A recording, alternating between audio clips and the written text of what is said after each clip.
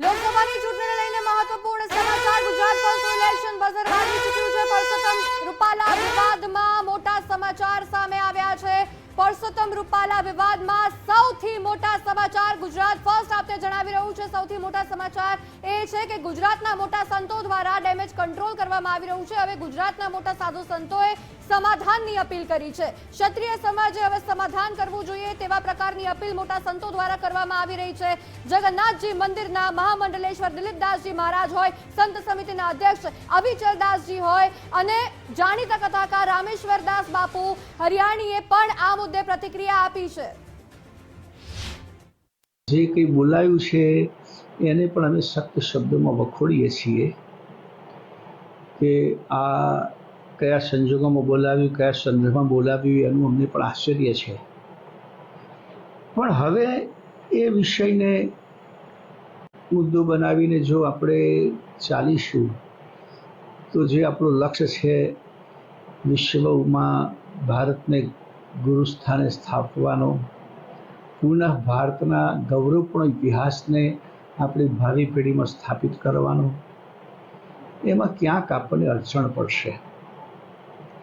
એટલે હું બંને પક્ષને, અમારી અખિલ ભારતીય સંત સમિતિના સંતો અપીલ કરે છે કે આપ ભેગા બેસો, આનો સમાધાનનો કોઈ રસ્તો શોધો।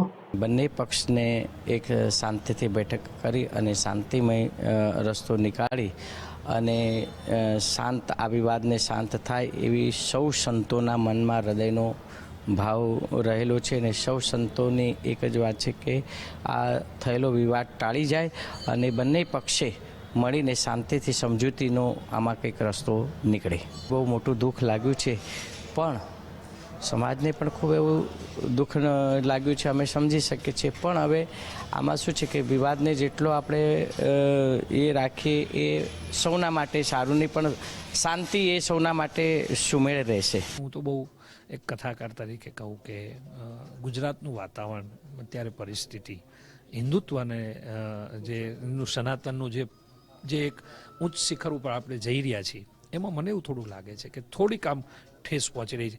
તો એના માટે બંને પક્ષે, હું તો એકને નહીં કહું, પાર્ટીએ હજુ કંઈક વિચારવાનો સમય છે અને સમાજે પણ વિચારવાનો છે। બંનેએ વિચારવું જોઈએ કે સમાજ એક સ્ટેન્ડ ક્લિયર કરે છે કે આ વસ્તુ થવી જોઈએ અને પાર્ટીએ પણ એનું સ્ટેન્ડ ક્લિયર કર્યું છે। તો હજુ બંને જણા આની ઉપર મનોમંથન કરે અને હજુ આપણી પાસે સમય 3-4 દિવસ છે।